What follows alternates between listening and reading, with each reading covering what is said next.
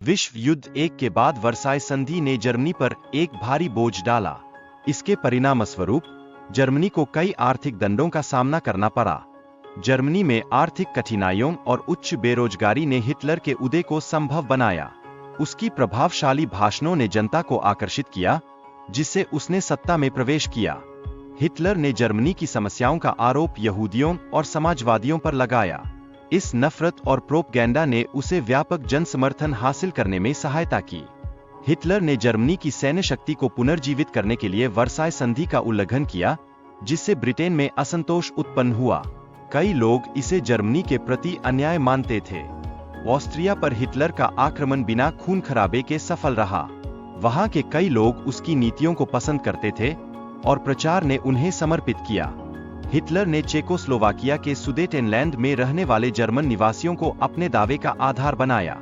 British प्रधानमंत्री ने युद्ध से बचने की कोशिश में हिटलर को संतुष्ट करने का प्रयास किया।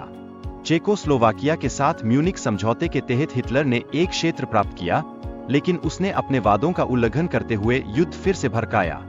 1939 में हिटलर ने सोवियत संघ के साथ गैराक्रामक संधि पर हस्ताक्षर किए, ताकि वह पोलैंड पर नियंत्रण स्थापित कर सके।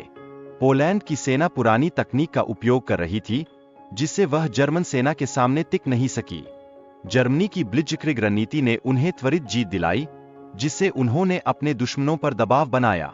यह रणनीति युद्ध के दौरान अत्यधिक प्रभावशाली साबित हुई। फिनलैंड पर सोवियत संघ का आक्रमण प्रारंभिक रूप से सफल नहीं रहा, फिर भी उन्होंने कुछ भूमि प्राप्त की। यह संघर्ष 2 महीने तक चला और फिनलैंड ने मजबूती से प्रतिरोध किया। हिटलर ने नॉर्वे और डेनमार्क पर हमला करके अपने आक्रमण का विस्तार किया, जिससे पड़ोसी देशों में आतंक फैल गया। यह आक्रमण तेज और प्रभावी था। हिटलर की ब्लिट्जक्रेग रणनीति ने फ्रांस में जर्मन सेना को तेजी से बढ़ने में मदद की। यह रणनीति युद्ध में निर्णायक साबित हुई। ऑपरेशन डायनामो के दौरान ब्रिटिश रॉयल एयर फोर्स ने एलाइड सैनिकों की रक्षा में महत्वपूर्ण भूमिका निभाई। यह एक ऐतिहासिक निकासी का उदाहरण था। डंकर्क पर नागरिकों और निजी नावों ने भी एलाइड सैनिकों की निकासी में सहायता की।